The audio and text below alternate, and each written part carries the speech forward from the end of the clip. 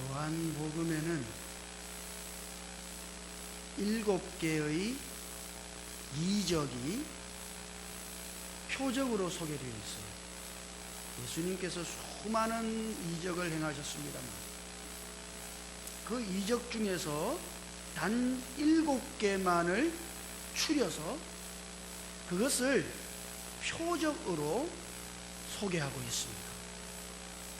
그래서 요한복음 2장부터 12장까지를 우리는 흔히 표적의 책이라 그렇게 불러요. 그 안에 7개의 이적으로 나타나 있는 표적이 있기 때문이죠. 그런데 유독 이 7개의 표적 중에 2가지, 그러니까 물로 포도주를 만드신 이적, 요한복음 2장에 있는 물로 포도주를 만드신 이적과 그리고 오늘 우리가 읽은 왕의 신하의 아들을 고치시는 이적, 이 2가지 표적에만 순서가 붙어 있습니다. 7개가 있는데 나머지 5개에는 순서가 없어요. 딱 물로 포도주를 만드신 이적과 왕의 신하의 아들을 고치신 이적에만 순서가 붙어 있어요. 물로 포도주를 만드신 이적은 첫 번째 표적이며 왕의 신하의 아들을 고치신 표적은 2번째 표적이에요.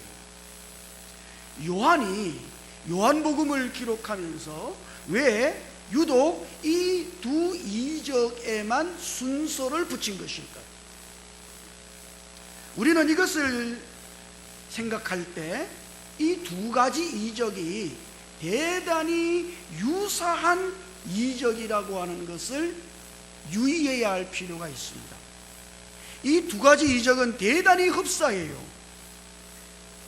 그는 2개 다 갈릴리 가나에서 일어난 표적이죠. 똑같이 갈릴리 가나에서 주님이 이 표적을 행하셨습니다. 요한복음에는 이것이 강조되어 있어요. 46절 한번 읽어봅시다. 이거 46절 같이요. 시작. 예수께서 다시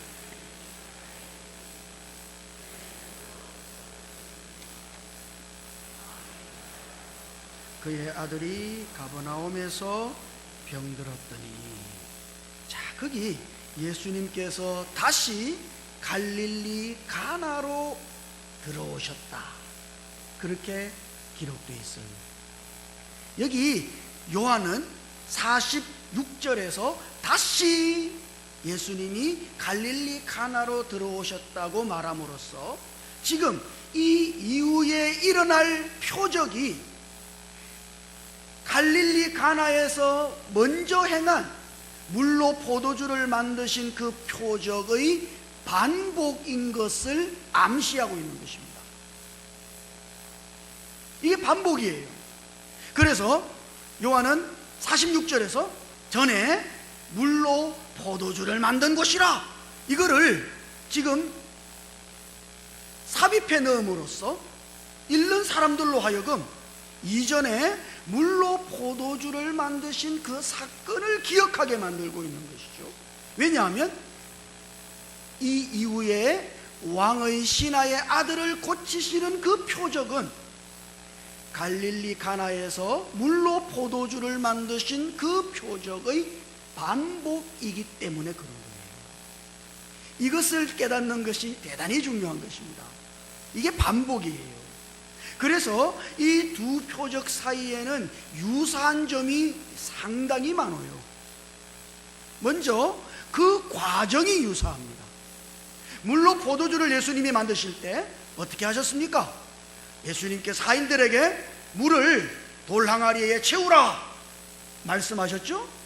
그리고 하인들이 그 예수님 말씀대로 물을 돌 항아리에 채웠어요. 그리고 그 물을 이제 떠다가 갖다 주라 그랬더니 하인들이 그 예수님의 말씀대로 물을 떠다가 갖다 주었더니 그 물이 포도주가 된 것이죠. 그러니까 지금 주님께서는 그분의 말씀으로 이 표적을 이루신 것이에요. 똑같이 왕의 신하의 아들을 고치실 때 그 왕의 신하가 예수님께 왔어요. 오 예수님, 내려오셔서 제 아들을 좀 고쳐주십시오. 그러니까 예수님께서 하시는 말씀이 가라, 네 아들이 살아있다. 그 예수님 말씀이 그래요. 그러니까 이 왕의 신하가 그 말씀을 믿고 갔는데 그 아들이 나은 것이죠. 그러니까 이 두 이적은 공이 예수님의 말씀에 의해서 일어난 표적인 것입니다. 뿐만 아니라 이 표적을 행하고 난 다음 나타난 결과, 그 결과가 똑같아요. 물로 포도주를 만드신 이적을 베푸시고 난 다음 그 결과가 뭐예요? 2장 11절에 있는 것처럼 제자들이 그를 믿으니라, 그렇게 되어 있어요. 그 이적의 결론이 믿음인 것이죠. 제자들이 그 표적으로 말미암아 믿음에 이르렀다는 것이고, 지금 여기 왕의 신하의 아들을 고치신 이 표적의 결과, 그 결과도 동일해요. 53절에 그 결과가 있어요. 한번 읽어볼까요? 이거 같이요. 시작.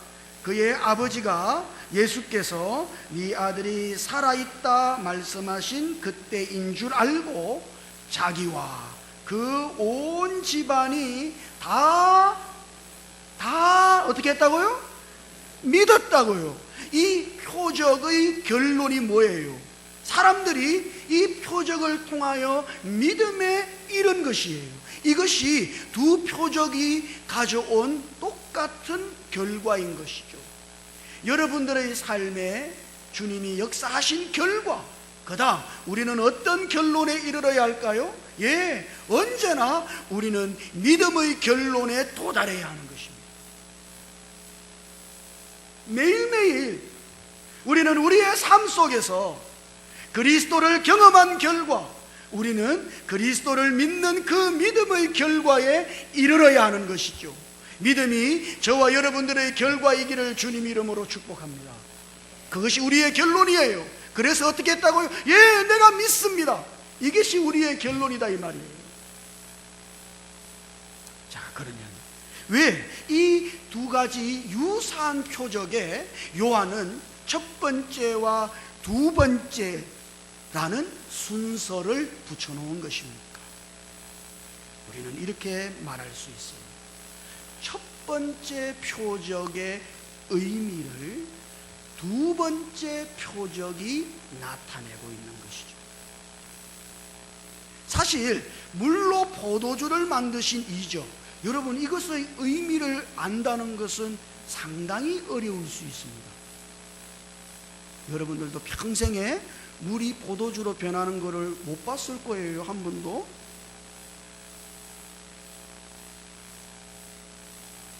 그 표적의 의미를 발견하는 것은 그리 쉽지 않아요.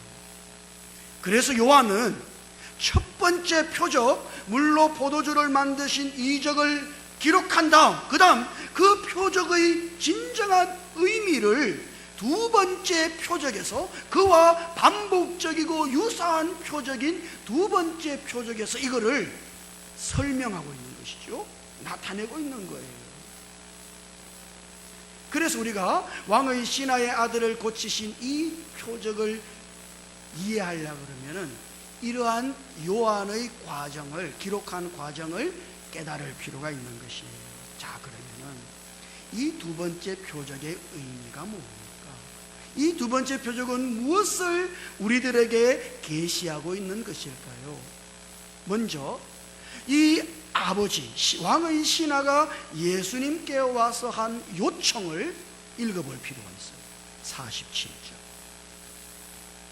읽어볼까요? 이거 같이 시작. 그가 예수께서 유대로부터 갈릴리로 오셨다는 것을 듣고 가서 청하되 내려오셔서 내 아들의 병을 고쳐 주소서 하니 그가 거의 죽게 되었습니다.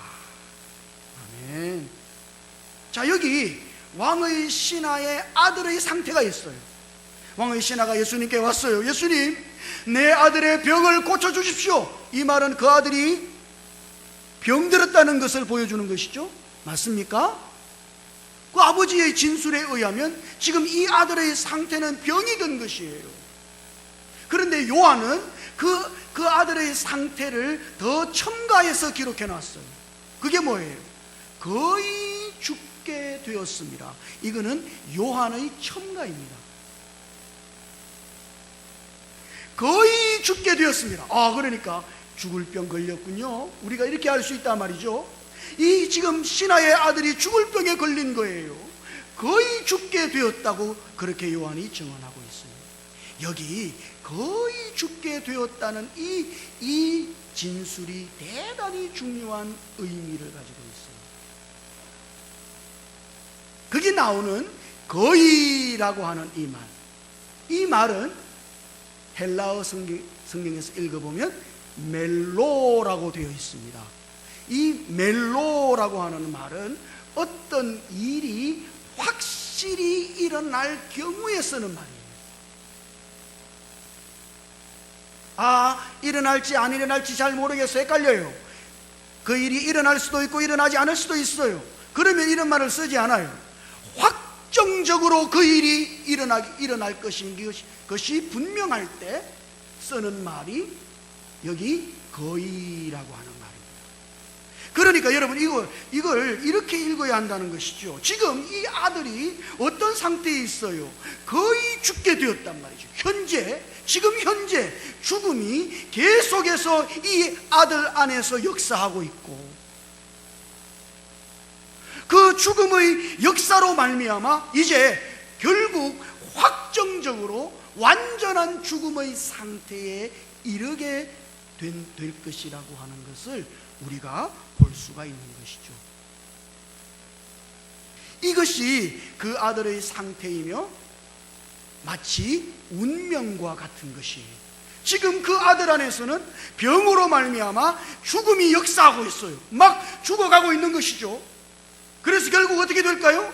결국에는 완전히 확정적으로 이 아들은 죽음의 상태에 들어가게 될 것이에요. 지금 왕의 신하의 아들은 이런 상태에 있는 것입니다. 그러면 여러분, 이거는 뭘 말하는 겁니까? 우리는 여기 거의 죽게 되었다는 이 말, 바로 이것이 그 아들의 상태입니다만 지금 현재 사람들의 상태인 것을 볼 필요가 있어요. 이것이 사람들의 상태이며 사람들의 운명입니다. 질문해 볼까요? 여러분들은 살아가고 있는 겁니까? 죽어가고 있는 겁니까? 예? 살고 있는 거예요? 죽고 있는 거예요? 우리 모두는 다 죽을 날 받아놨잖아요. 사람들은 살고 있다고 말합니다만 사실은 죽고 있는 것이죠. 우리 안에서 지금 사망이 역사하고 있는 것이에요. 그 사망에 우리가 사로잡혔어요. 사망의 그늘 아래 있고 우리들 모두가, 사람은 누구든지 사망 안에 처해 있는 것입니다. 안 믿으시네요. 바울이 말한 것처럼 한 사람으로 말미암아 사망이 모든 사람에게 왕노릇하였습니다. 모든 사람은 사망 안에 있으며 지금 사망이 사람들 안에 계속해서 역사하고 있고, 결국 우리는 어떻게 됩니까? 확정적으로, 운명적으로 회생 불가능한 사망의 상태에 우리가 놓이게 되는 것이죠. 이것이 사람의 상태이며 사람의 운명입니다. 요한이 기록한 또 다른 책인 요한계시록 20장 14절을 보면 한번 읽어볼까요? 이거 같이요. 시작. 사망과 음부도 불못에 던져지니 이것은 둘째 사망 곧 불못이라. 사망과 함께 사망 안에 있던 모든 것이 마지막 최종적으로 둘째 사망, 불못에 던져지는 것이. 그래서 회생 불가능한 사망의 상태에 있게 되는 것입니다. 이것이 사람의 운명입니다. 사람이 죽으면 무덤에 가잖아요. 무덤에 간다는 건 뭘 말하는 겁니까? 그는 완전한 죽음의 상태에 있다는 걸 말합니다. 아니에요? 안 그러면은 무덤에 묻으면 안 되는 거예요. 장사 지냈다는 것은 완전한 죽음의 상태에 있다는 걸 말하는 것입니다. 요한이 말하는 둘째 사망, 불못이라고 하는 것. 모든 사망 안에 있는 모든 것들을 사망과 함께 집어삼키는 그 불못은 사실은 이 우주 안에 있는 무덤인 것입니다. 이것이. 그래서 사람은 지금 현재 사망 안에 살고 있을 뿐 아니라, 사망이 우리 안에서 역사하고 있을 뿐 아니라, 사망 안에 거하여 마침내 최종적으로, 확정적으로, 결론적으로 회생 불가능한 사망의 상태 속에 사람은 놓여지게 되어 있어요. 이것이 사람의 운명입니다. 요한계시록 21장 8절을 읽어보면 거기 또 그런 게 있어요. 한번 읽어볼까요? 같이 시작. 그러나 두려워하는 자들과 믿지 아니하는 자들과 흉악한 자들과 살인자들과 음행하는 자들과 점술가들과 우상숭배자들과 거짓말하는 모든 자들은 불과 유황으로 타는 못에 던져지리니 이것이 둘째 사망이라. 이것이 둘째 사망이라. 죄로 말미암아 사망 안에 있는 모든 사람들이 그 사망과 함께 불못에 던져질 것이니 이것이 둘째 사망이라. 완전한 사망의 상태에 들어가게 된다는 말이죠. 이것이 사람이 처한 상태이며 사람의 운명인 것입니다. 바울의 표현을 빌려볼까요? 사망으로부터 사망에 이르게 되는 것이죠. 이것이 사람의 운명입니다. 그가 뭐 대단한 것처럼 보여도, 뭔가를 가지고 있는 것처럼 보여도, 그가 아주 생동감 있게 활기차게 살아가는 것처럼 보여도, 그는 지금 사망 안에서 마지막 최종적인 사망의 상태에 놓여지도록 그렇게 운명되어져 있는 것이에요. 이것이 오늘 사람의 실존이며 이것이 인간의 비극인 것입니다. 왕의 신하의 아픔이 여기 있는 거 아니에요? 거의 죽게 되었다. 이것이 오늘 사람의 상태이며 운명인 것이죠. 그런데 여기 주님이 뭐라고 말씀하시죠? 그런 상태에 있는 그런 그 아들을 향하여 주님이 뭐라고 하십니까? 주님의 말씀은 대단히 놀라워요. 한번 읽어보죠. 50절 같이 한번 읽어보십시다. 시작. 예수께서 이르시되 가라, 네 아들이 살아있다 하시니 그 사람이 예수께서 하신 말씀을 믿고 가라니. 가라, 네 아들이 살아있다. 아멘입니까? 살아있다. 여기 오늘 우리가 읽은 말씀 속에서 이 살아있다라고 하는 말이 3번이나 반복되어 있음을 여러분 발견할 수 있을 거예요. 이거는 대단히 중요하다 이 말입니다. 그래서 51절에도 아이가 살아있다 이렇게 정언하는가 하면 53절에도 네 아들이 살아있다 예수님의 말씀을 또다시 반복하고 있어요. 살아있다는 것이 중요하다 이 말이에요. 그런데 여러분, 오늘 우리가 이 말씀을 읽을 때 어딘지 모르게 어색합니다. 여러분 중에 여러분의 자녀가 아파요. 제게 왔어요. 목사님, 좀 고쳐주세요. 고쳐달라고. 어떻게 하냐고. 좀 고쳐달라고. 그러면 저는 어떻게 말합니까? 제가 말하려고 그러면 예, 집사님 아들이 살아있습니다, 이렇게 말을 안 한다. 여러분 그렇게 말해요? 그렇게 말을 안 해요. 뭐라고 합니까? 살아날 거예요, 이러는 거지. 아니, 이게 사람의 말입니다. 살아날 거예요, 괜찮아질 거예요, 회복될 거예요, 살아날 거예요, 이렇게 말하지, 살아있습니다 이렇게 말을 안 한다 이 말이에요. 그러니까 지금 이 주님의 이 말씀은 좀 사실 대단히 뉘앙스적으로 보면 어색해요.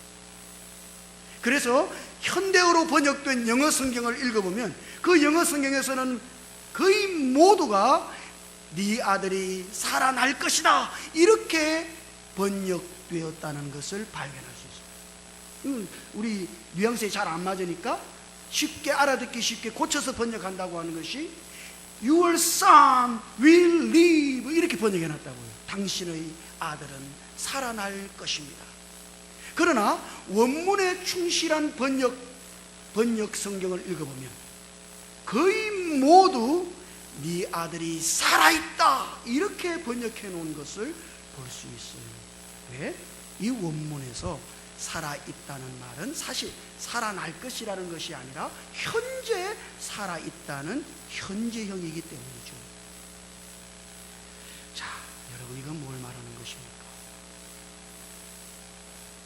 세상에 주님만이 이렇게 말씀하실 수 있어요. 주님은 살아날 것이다 하시는 것이 아니라 살아있다 이렇게 말씀하십니다. 왜요? 주님 그분이 생명이시기 때문에 그런 것이죠. 아니, 주님이 우리들에게 생명을 주시는 분이시기 때문에 그런 것입니다. 생명이시고 생명을 주시는 그 주님만이 살아있다 이렇게 말씀하실 수 있어요. 주님은 어떤 분이십니까? 예, 주님은 생명이십니다. 주님은 어떤 분이십니까? 예, 주님은 생명을 주시는 분이십니다. 여러분들이 주님께로 나아갈 때 주님은 뭐라고 하실까요? 살아있다. 그 말은 뭐예요? 생명이 있다 이 말이에요. 생명을 가졌다 이 말이에요. 이미 생명이 그 안에 있다 이 말이에요. 오늘 우리가 주님께로 나아갈 때 주님은 우리의 생명이시므로, 아니 오늘 우리 안에서 생명을 주시는 분이시므로 우리는 주님으로 말미암아 생명을 얻고 그 생명의 역사 속에 살게 될 것입니다. 그전에는 사망이 우리 안에서 역사하고 있고 우리는 결국 그 사망으로 말미암아 필연적으로 완전히 회생 불가능한 사망의 상태에 들어갈 운명이었는데 주님이 우리의 운명을 바꾸시는 것이죠. 주님이 우리의 생명이 되시고 우리 안에 생명을 공급하심으로써 우리의 삶이 생명의 역사 속에 있고 마침내 생명으로부터 생명에 이르도록 주님이 역사하실 것입니다. 이것이 예수를 믿는 것이에요. 주님을 믿을 때 주님은 우리 안에서 생명이 되십니다. 아멘. 오늘 현재 우리가 생명을 가진 살아있는 존재가 되는 것이죠. 비로소 우리가 예수 그리스도를 믿을 때 생명 안에서 살아가고 있다고 말할 수 있는 것이며 마침내 그 생명의 완성을 향하여 우리는 걸어가고 있다고 말할 수 있는 것이에요. 예수를 믿을 때 우리가 걷는 길은 사망의 길이 아니며 예수를 믿을 때 우리가 걷는 길은 생명의 길인 것입니다. 주님께서 하시고자 하시는 역사가 뭘까요? 물이 포도주로 바뀐 것은 무엇을 의미하는 겁니까? 그것은 사망 안에 있던 우리가 생명을 가진 생명의 존재로 그리스도로 말미암아 변화된다고 하는 것을 우리들에게 보여주는 것이에요. 우리가 주님의 말씀을 듣고 그분의 말씀을 믿을 때, 그분의 말씀을 믿음으로 우리 안으로 받아들일 때 생명이신 그리스도는 우리 안으로 오셔서 우리의 생명이 되시고 우리 안에서 끊임없이 생명을 공급하심으로 우리들 모두가 그 생명의 길에서 생명의 완성으로 나아가도록 주님께서는 역사하실 것입니다. 이것이 주님의 이 왕의 신하의 아들을 살리신 표적이 우리들에게 보여주는 것입니다. 주님을 생명으로 알고 생명을 주시는 분으로 알고 그 주님을 누리며 사시기를 주님 이름으로 축복합니다. 지금 주님은 우리 안에서 뭐하고 계실까요? 예, 끊임없이 생명을 공급하고 계십니다. 그래서 마침내 우리가 완전한 생명에 이르러 하나님의 아들이신 그리스도와 똑같이 되도록 우리 안에서 끊임없이 생명을 공급하시는 분이십니다. 우리는 우리의 생명이시며 우리에게 생명을 주시는 우리 안에 계신 그리스도를 그렇게 누릴 때 더 풍성한 생명을 얻어서 하나님의 아들이신 그리스도와 똑같이 되는 생명 안에서의 전진을 경험하고 맛보아야 할 것입니다.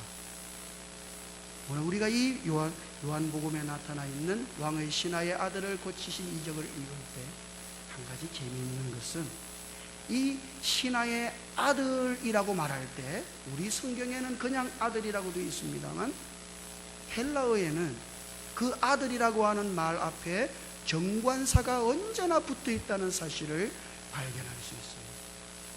이건 참 의미가 깊은 것입니다. 그냥 아들이라고 말하는 것이 아니라 정관사를 붙여서 영어로 말하자면 the son, 언제나 the son 이렇게 부르고 있다는 것을 발견할 수 있어요. 46절에 나오는 아들이라는 그 말은 사실 헬라어로 한번 제가 유식하게 한번 읽어볼게요. 거기 아들이라고 하는 말은 호휘오스라는 말입니다. 호라는 것은 정관사예요. 더라는 것이고 휘오스라고 하는 것은 아들을 가리킵니다. 47절에 아들이라고 나오는데 거기 그 아들이라고 하는 것은 그냥 son이 아니라 톤 휘오이라고 기록되어 있습니다. 톤이라고 하는 것은 호하고 똑같은 거예요. 그게 정관사예요.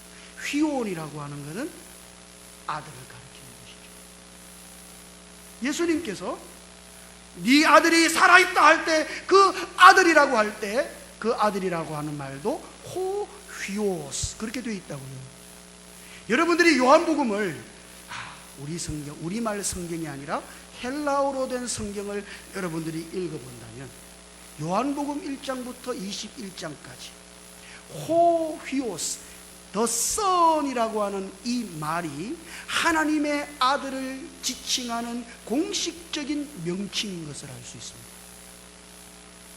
요한은 하나님의 아들을 말할 때 언제나 호휘오스, 하나님의 그 아들 그렇게 말했다 이 말이. 이게 요한이 쓰고 있는 하나님의 아들에 대한 공식적인 명칭이에요. 때로는 톤휘온이라고 말함으로써 그 아들 언제나 그렇게 하나님의 아들을 부르고 있습니다. 우리가 잘 알고 있는 요한복음 3장 16절을 보면 하나님이 세상을 이처럼 사랑하사 독생자를 주셨으니 그 독생자 할 때 자가 아들 아니에요. 아들. 그 아들이라고 하는 말을 톤휘온 이렇게 되어 있다 이거예요. 그 독자이신 그 아들. 그걸 헬라어는 그렇게 되어 있어요. 그걸 줄여서 우리는 독생자라 이렇게 번역했습니다만 그 독자이신 그 아들, 헬라어는 그렇게 되어 있어요. 그러니까 여기 아들이라고 하는 이 말은 사실 하나님의 아들을 가르치는 공식적인 명칭이에요. 지금 뭘 말하고 있는 거예요? 예? 지금 이 요한은 이 표적 하나를 가지고 앞에서 했던 모든 말을 결론적으로 말하고 있는 것입니다. 우리가 주님의 말씀을 믿고 그분을 우리 안으로 생명으로 영접할 때 우리는 살아있는 생명을 가진 호휘오스 하나님의 아들들이 되는 것이죠.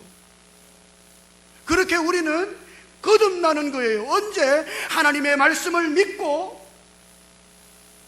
생명이신 그리스도를 우리 안으로 영접할 때 우리는 비로소 하나님의 생명을 가진 하나님의 참된 아들 호휘오스 그리스도와 같은 그런 하나님의 아들들이 되는 것이 뿐만 아니라 우리 안에서 생명을 주시는 그리스도께서는 우리 안으로 끊임없이 생명을 공급하시는 생명의 역사로 우리로 하여금 생명으로부터 생명에 이르게 하셔서 하나님의 완전하신 그 아들 호휘오스이신 그리스도와 똑같은 아들들로 우리를 변화시켜 가고 계신 것이죠.